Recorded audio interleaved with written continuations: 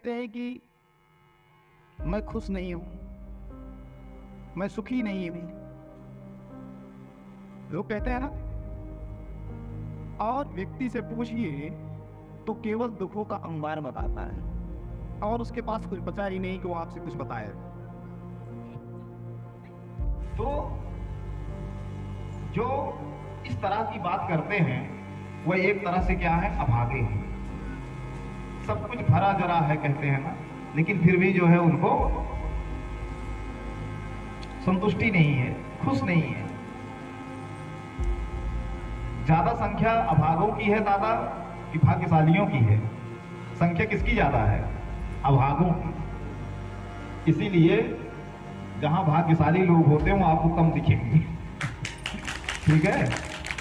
और आपका कर्तव्य है कि आप लोगों को भाग्यशाली बनाइए, ये आपका कर्तव्य है। तो यहाँ क्या है?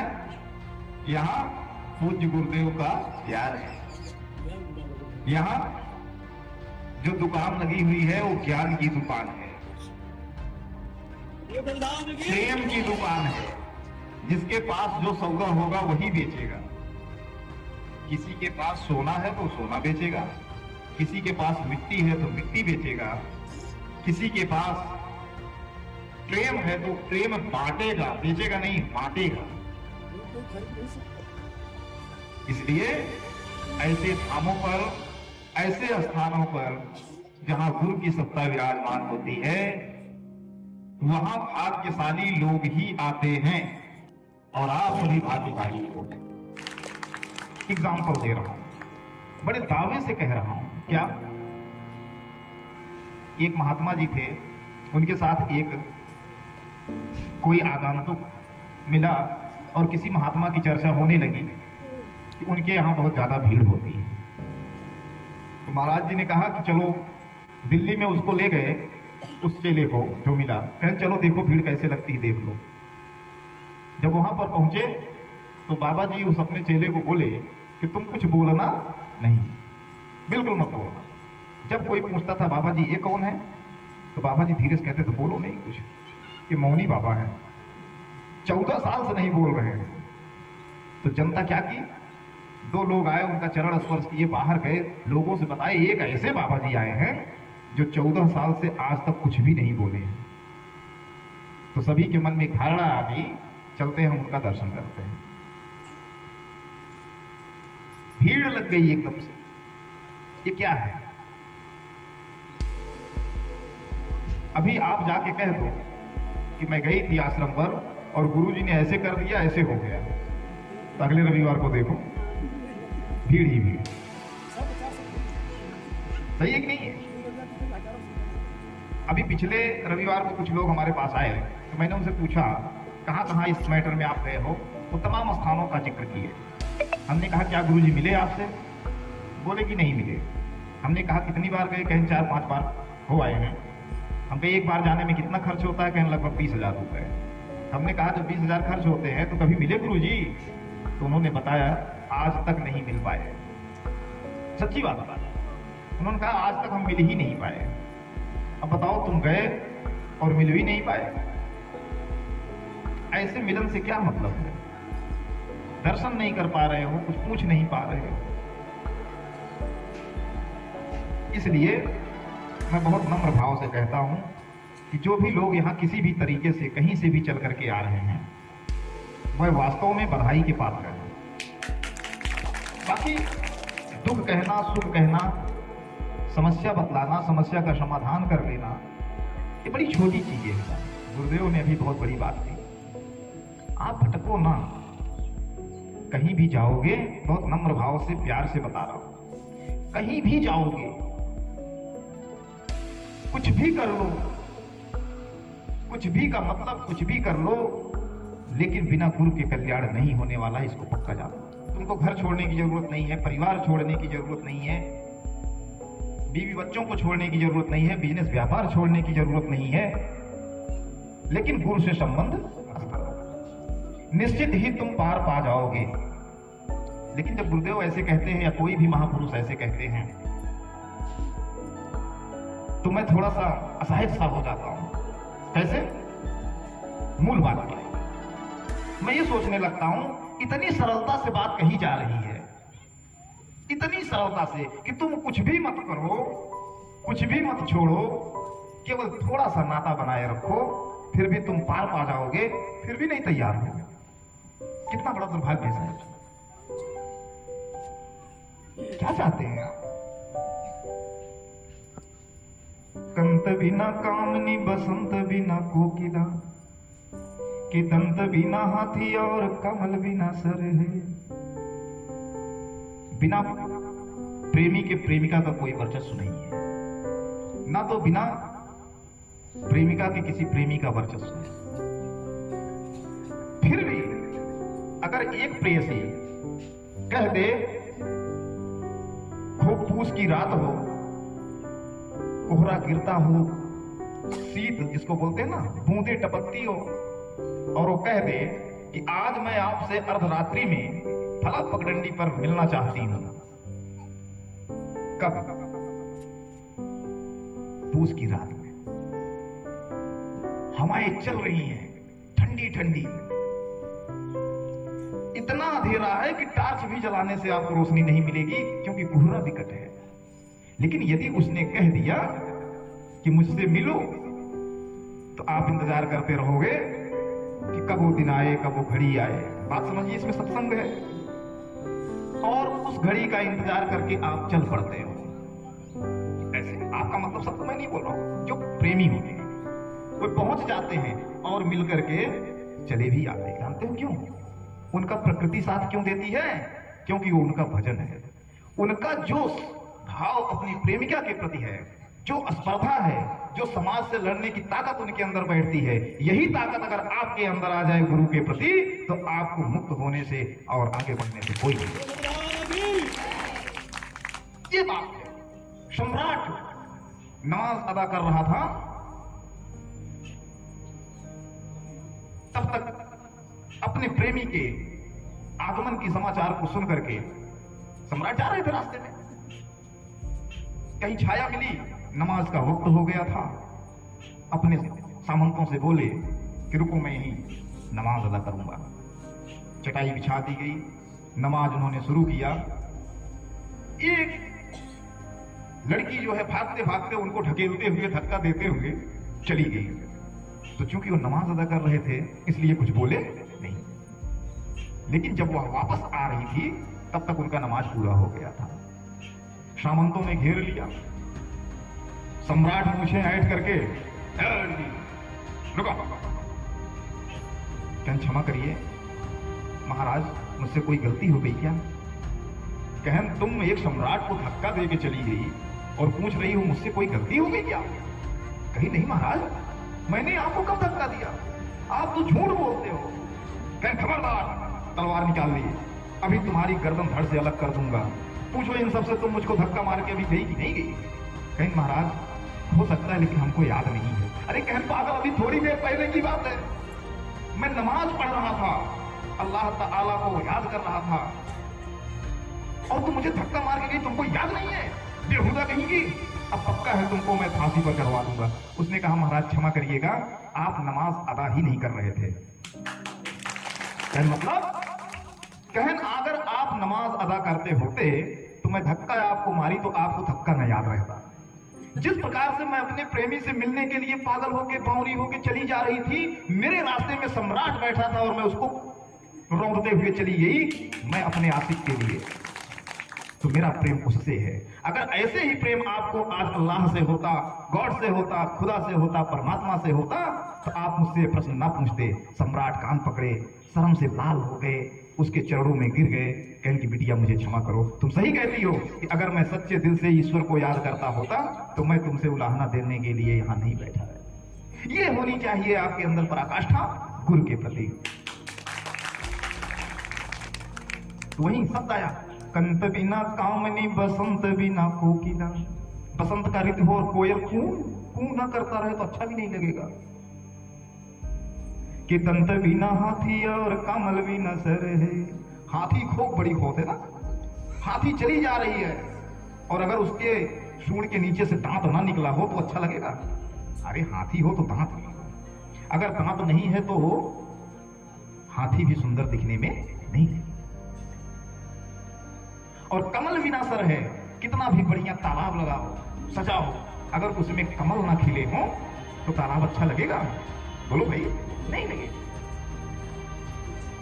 अरे मेघ बिना दामनी, चकोर बिना चांदनी, खूब बदरी घेरे हो, पानी बरस रहा हो, अंधेरा छा गया हो, अगर बादल में बिजली नहीं तड़की तो मेघ का बरसना देखा कि मेघ बिना दामनी, चकोर बिना चांदनी। चांदनी रात हो और चकोर क्या होती है? पक्षी होती है। चांदनी रात के बगैर चकोर पक्षी भी बेकार माने जाते हैं। कि पानी बिना मीन और पंछी बिना पर है। पानी के बिना जिस प्रकार से मछली तड़पती है और बिना पंखे के जिस प्रकार से पक्षी अपने आप को निरीह समझती है, सेम उसी प्रकार आप बिना गुरु के अधूरे हो। घृत बिना भोजन और शुद्ध बिना गोंद देखा। बिना घी के भोजन बेकार है। तो एक जन जो है उनके यहाँ रिश्तेदार आए तो कहने दुल्हन, कहना कन घी लेके आओ। संबंधी आए हैं, संबंधी बैठे हैं, भोजन की थाल आ गई तो दुल्हन इतनी बड़ी शीशी में घी लेके आई। तो जब घी लेके आई दुल्हन, कहन संबंधी जी कहा बहन की दुल्हन चम्मच तो बटबन क्या कैसे घी ना परोस को। कहीं दादा चुप्पे मारे बैठे रहा, घी एक ढक्कन खोली, एक नीमिक सीख ले रहे हैं बोरी, वहीं दाली में ऐसे चलाई दी, वो वही पूरा पूरा भदलियम चलावत रही। तब वो से जो ना है परोसिन थाली में। तो कहें भाई बाप रे बाप, घी का ये चमत्कार है। अच्छा संजोग से नहु नंबर लागे हो गए उनके घी कहना घी ले आओ। तब नहु घी ले जाएंगे तो कहा कि ढक्कन खोले चली तो ऐसे धीरे सनकियां तो ढक्कन और कस के बंद कर दी। कहा तुम दुल्हन घी ना था, वो सोचने जैसे हमारे घिया सिकियस चलाए के मिला रहा वैसे हमको मिले। तो दुल्हन कहें बाबा परेशान जिन होगा। वो चिमटा उठाई, खूब सीसी कस दी और वही भदेली भाई सीसी ऐसे ऐसे पहुंचा रही यार दी। कहना दुल्हन में घी ना कर, कहीं घी बात पूछा जिन बाबा यही का संजोग है घी एक सीसी कम से कम दाली में चलाए उठा। समझे कि नहीं? तो ये ऐसा नौबत ना आवे था। तो ये यहाँ का जो घी है, यहाँ का जो प्रसाद है, वो इस तरह से नहीं मिलने वाला है। आप कहिए, मांगिए या ना भी मांगिए, मिलिए प्रेम से, यहाँ प्रेम की बौछार होगी। घृत बिना भोजन है और शुद्ध बिना गोंद देखा। अब है क्यों शादी विवाह हो जाए और 5-7 साल तक बच्चा ना ही पैदा था तो सास पतोग बातें छोड़ा, आरी बगल वाले इतना ताना मेहना मार के बहाए देते हैं। आदमी जो बिटिया लोग हमारी हैं इनको बड़ा कष्ट होता है, मैंने फील किया है यहाँ पर। शुद्ध बिना गोंद, जिस प्रकार से माँ बिना बच्चे के रहती है, शुद्ध बिना गोंद देखा, नर बिना मोछ और नारी बिना घर है। शादी विवाह कर दिया जाए और अपने घर पर ना रहे, उसका शादी विवाह से क्या मतलब है कि नहीं है? भूषण कहत शिवराज जो नरेश है कि राजा बिना रैयत, बिना राजा के प्रजा बेकार है, और दान बिना कर है। और अगर आपके हाथ में हाथ है, आपके पास कमाई है, और अगर आपने उसका अंशदान नहीं किया तो आपकी कमाई बेकार है। इसलिए मैं इस एग्जाम्पल को दे रहा हूं, भैया माई बाबू कुछ करिए, कुछ करिए। गुरु से नाता वास्तव में जोड़िए, वास्तव में जीवन बेकार हो जाएगा। मैं कभी कभी रोने लगता हूं, सोचने लगता हूं। जैसे मैं किसी के घर भ्रमण करता हूं तो उनके घर में 10 लोग मुझसे मिले और कोई ऐसा व्यक्ति उनके घर में बीमार है जो चारपाई पर पड़ा हुआ है और कहेंगे गुरु जी हमारे पापा को रच के देख लिया, माई की रच के आशीर्वाद दिया। जब उनके पास जाता हूं, देखता हूं कि अपनी अवस्था इनकी चल रही है तो मेरे आंख भर आते हैं। क्यों? मैं ये सोचता हूं, बड़ी जिम्मेदारी से समझिए, इस जीवन में क्या नहीं किए होंगे। पढ़ाई किए, लिखाई किए, नौकरी किए, चाकरी किए, खेती बाड़ी बनाए ना, बच्चों को अच्छे अच्छे स्थानों पर लगा दिए, 4 धाम कर आए, योग तपस्या सब कुछ कर डाले, लेकिन आज पड़े कहां हैं? बिस्तर पर। तो मैं ये सोचता हूं कि अगर इन्होंने जीवन में क्या किया उससे हमसे कोई लेना देना नहीं है, लेकिन अगर आज एक गुरु से नाता जोड़े होते तो एक कम से कम पार हो जाते। इसलिए मैं रोने लगता हूं, लेकिन मैं खुद नहीं कह पाता कि भैया गुरु से नाता जोड़ दो या जुड़वा दो। मैं ऐसा इसलिए कह रहा हूं, मैं गुरु परंपरा का प्रचार नहीं कर रहा हूं, यह यथार्थ सत्य है, इसको स्वीकार कर लीजिए। इससे आप बिल्कुल भी विमुख नहीं हो सकते। कुछ भी करो, कुछ भी करने का मतलब कुछ भी कर लो, अगर जीवन में गुरु नहीं है तो आप कभी भी पार नहीं हो सकते। इसको पक्का। अगर आप किसी का कल्याण चाहते हैं, बच्चे का कल्याण चाहते हैं तो बच्चे को सत्संग से जोड़ो, माता पिता का कल्याण चाहते हैं तो माता पिता को सत्संग से, खुद का कल्याण चाहते हैं तो खुद को सत्संग से जोड़ो। कोई विकल्प नहीं है आपको आगे ले जाने का। अगर विकल्प है तो केवल सत्संग है और कोई विकल्प नहीं। तो जोड़ेंगे। अखवालिए सरंगी बन कई धरे डगरिया, गुदरिया गल में डाले भरथरी। भरथरी एक सम्राट थे, महाराजा थे। तो भाई जब महाराजा थे तो गुदरी क्यों ले लिया? जोगी क्यों हो गए? एक बार की बात है, महाराज को एक बाबा जी मिल गए। कौन मिले? बाबा। बाबा जी महाराज से बहुत खुश हुए। तो बाबा जी जब मिले, बताया कि मैं फला सम्राट हूं। बाबा जी से दीक्षा लिए, ज्ञान लिए, उनके चरणों की सेवा किए। बाबा जी प्रसन्न हो गए। उनको उन्होंने क्या किया? एक अमर फल दिया। क्या दिया? अमर फल। तो महाराज को जब उन्होंने अमर फल दिया, हालांकि मैं उसको समझता हूं आम्र फल, यानी आम का फल रहा होगा, लेकिन लोग कहते हैं अमर फल। तो अमर फल जब उन्होंने दिया तो भरथरी ने कहा, महाराज ये बिन मौसम का आप मुझे फल दे रहे हैं, इसका क्या आशय है? कहें किसी से बताना मत, मैं तुम पर खुश हो गया हूं, मैं तुम्हें इस फल को दे रहा हूं। अगर तुम इस फल को खाओगे तो तुम अमर हो जाओगे। महाराजा भरथरी अपने हृदय में खुश हुए और फल को लिए बहुत संभाल करके अपने झोले में रखे और शालीनता से चल पड़े, मन में सोचते हुए चल पड़े। किधर? कोई ने दिशा में लेके चल रे बटोहिया। बटोहिया चल पड़ा। किस दिशा में जा रहा है? या तो कोई गुरु की तरफ जा रहा है तो कोई परिवार की तरफ। वो किधर गए? अपने महारानी के पास गए और कहें, हे महारानी, आज मैं तुमसे एक बात कहना चाहता हूं। कहें, महाराज क्या? कहें, लेकिन किसी से बताना। अब बताओ। कहें, किसी से मत बताना। कहें, महाराज बताइए बात क्या है? कहें, देखो ये अमर फल है, इसको तुम खा लो। कहें, देखा राजा जी, आज तक जब तक आप नहीं खाए हैं तब तक मैं कभी नहीं खाई। पहले अचमन आपका हुआ है, उसके बाद ही मैं जूठी थाली खाई। इसलिए महाराज निवेदन है कि आज मेरी बात को स्वीकार करिए। आप मेरे लिए फल ले आए हैं, इसको आप ही ग्रहण करिए, आपको मिला है। महाराजा प्रसन्न हुए। उन्होंने कहा, अब तक मेरा विचार था कि आधा तुम खाओगी और आधा मैं खाऊंगा, लेकिन अब मेरा विचार है और आदेश है कि इस पूरे फल को तुम खाओ। तुमने मुझे खुश कर दिया। समझ आ रही बात? अब महारानी, भाई आदेश हो गया, उसको रख ली। तो महाराजा अपना दरबार चलाने लगे। तो महारानी अपने सेनापति के पास गई, आदेश की कहाँ है, उससे मिलने गई, या कोई रहा होगा, उससे मिलने गई और धीरे से कहती, एक बात मैं तुमको बताऊं, किसी से बताओगे तो नहीं? कहें, क्या? कहें कि मैं तुम्हारे लिए एक फल लाई हूं, तुम इसको खा लो। बोले कि मेरे लिए फल लाई? कहें, हाँ, मैं आपके लिए फल लाई हूं, इसको खा लो। मैं चाहती हूं कि तुम खाओ इसको और अमर हो जाओ, क्योंकि मैं तुमसे प्रेम करती हूं। महारानी कह रही है उससे, सामंत से, चौकीदार से, उस सिपाही से। तो वो कहा कि लेकिन महारानी, आधा आप खाइए, आधा मैं खाता। कहें, नहीं, मैं तुमसे इतना प्रेम करती हूं कि मैं चाहती हूं केवल तुम ही खाओ। कहें, जैसी आज्ञा हो महारानी। महारानी खुश होकर घर चली आई, राजा साहब से मिली। राजा साहब खुशी होकर बोले, मेरी प्राण प्रिय, तुम फल को खाई कि नहीं खाई? कहें, हाँ प्रभु, आपने दिया, मैं उसको पूजन पाठ किया और उस फल को मैंने ग्रहण कर लिया। कहें, बहुत अच्छा, आज मेरा जीवन धन्य हो गया।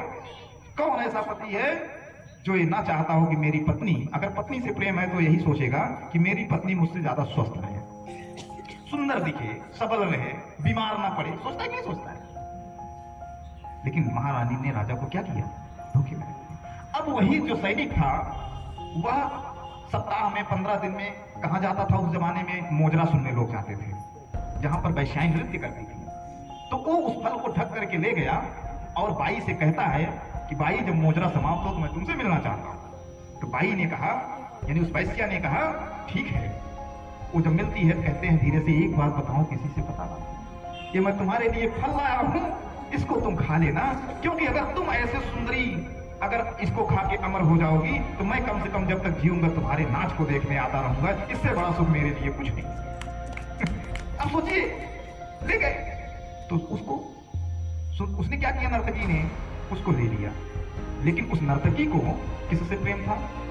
राजा साहब से। बात को समझो। लेकिन सबका प्रेम झूठा था, लेकिन नर्तकी का प्रेम असच्चा था। वो कभी राजा के सामने मिली नहीं थी। आप लोग ये मत समझिए वो राजा से मिलती थी, राजा से मिली नहीं थी, केवल राजा के बारे में सुनी थी और उसको लगता था कि इतने अच्छे मेरे राजा साहब हैं, अगर ये वास्तव में अमर फल है तो मैं अपने राजा को जाकर के उसके चरणों में भेंट करूंगी, ताकि अगर मेरे राजा साहब इसको खाएंगे तो हमारा, मैं खाऊंगी तो मैं अमर हो जाऊंगी, लेकिन अगर मेरे राजा साहब अमर होंगे तो पूरी की पूरी जनता अमर हो जाएगी, इसलिए उनके संरक्षण में जनता सदैव और सदैव सुख होगी। दरबार में अनुमति लेती है, सामंतों से चिट्ठी भेजती है कि महाराज से मुझे समझ दिलवाया जाए। महाराज कहते हैं कि आखिर नर्तकी को वो क्या किया है जो मुझसे मिलना चाहती है? अपने ही पत्नी से पूछे, एक बात बताऊं? कहना वो नर्तकी मुझसे मिलना चाहती है, तुम्हारी क्या क्या है? कह महाराज ये तो प्रजा है, कोई भी आपसे मिल सकता है, मिल लीजिए। दरबार लगा, इधर सैनिक बैठे, इधर सैनिक बैठे, दरबारी लोग सब बैठे। दरबार लगा, नर्तकी आई और वहीं से लेट करके महाराजा को प्रणाम किया और उसने कहा कि हे महाराज, आप जैसा राजा इस पृथ्वी पर कोई नहीं है, इसलिए भगवान की मेरे ऊपर एक कृपा हुई है, मुझे एक ऐसा फल मिल गया है संयोग से कि अगर मैं खाऊंगी तो मैं अमर होऊंगी, तो मैं तो नर्तकी हूं, अगर मैं अमर हुई तो 100 लोगों को, 1000 लोगों को बर्बाद ही करूंगी। लेकिन यदि आप खाएंगे इसको, आप यदि अमर हो जाएंगे तो जहां तक आपका साम्राज्य है, सारी की सारी धरा और धरती और आपकी प्रजा एक अच्छे राजा का शासन पाएंगे, सुशासन पाएंगे, सुंदर राज पाएंगे। इससे बड़ी खुशी मेरे लिए कुछ नहीं है, इसलिए राजा ने फल को आप खाते। राजा को झटका सा लगा कि ये फल तो केवल मेरे पास था, ये क्या हो रहा है? दिखाओ दिखाओ। उनके चरणों में लाके रख दी, देखे तो सेम टू सेम वही फल जो उन्होंने प्राप्त किया था और अपनी पत्नी को दिया था। अब रानी साहब बगल में सिंहासन पर बैठी हैं, उनका पसीना यहां से तालू से निकलने लगा।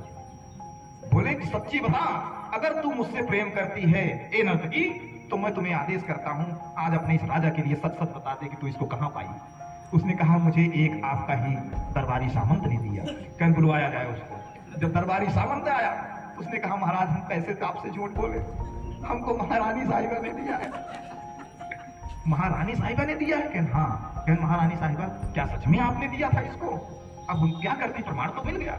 उन्होंने सिंहासन छोड़ा, लेट करके रोने लगी, महाराज मुझे क्षमा करिए, मुझे 1000 कोड़े मारिए, लेकिन एक बार केवल मुझे क्षमा कर दीजिए। महाराज ने कहा मैं तो तुमसे बहुत प्रेम करता हूं, इसीलिए मैंने तुम्हें अमर फल दिया, लेकिन मैं आजीवन तुमसे प्रेम करता रहूंगा, लेकिन एक शर्त है। अब पता नहीं क्यों मुझे सिंहासन अच्छा नहीं लगा, मुझे बैराग अच्छा लग रहा है। महाराजा सिंहासन से उठे, अपनी धर्मपत्नी का पैर छुए, कह जाओ ये सिंहासन आज से तुम्हारा है, आज नर्तकी भी तुम्हारी है, ये राजा महाराजा भी तुम्हारे हैं, धन दौलत तुम्हारा है, केवल मैं तुम्हारा नहीं रहूंगा, लेकिन तुम मेरी जरूर रहो। यही कह करके वहां से निकल पड़ते हैं, और जब निकल पड़ते हैं तो सन्यास की तरफ चल पड़ते हैं। इसी कहानी को कहा करके जो भी लोग आपको सचेत करते हैं कि प्रेम में कभी दगा नहीं होना चाहिए, प्रेम किसी से भी करो गलत नहीं होना चाहिए, प्रेम में शोषण नहीं होना चाहिए, प्रेम में शारीरिक संलिप्तता से कोई लेना देना नहीं होता है। प्रेम तो ऐसा होता है, ये जैसे फूल है, फूल इसको मैंने प्रेम किया तो मैं इससे भी प्रेम किया, जितने फूल हैं उनसे मैंने प्रेम किया। अगर परमात्मा ने आपके अंदर प्रेम की पूंजी दे दिया है तो उस पूंजी को सबके बीच में लुटाओ, सबको बराबर बराबर प्रेम करो। इसी को भी कहा गया कि प्रेम का दीपक जलाते चलो। प्रेम कभी झुकता नहीं है, खत्म नहीं होता है।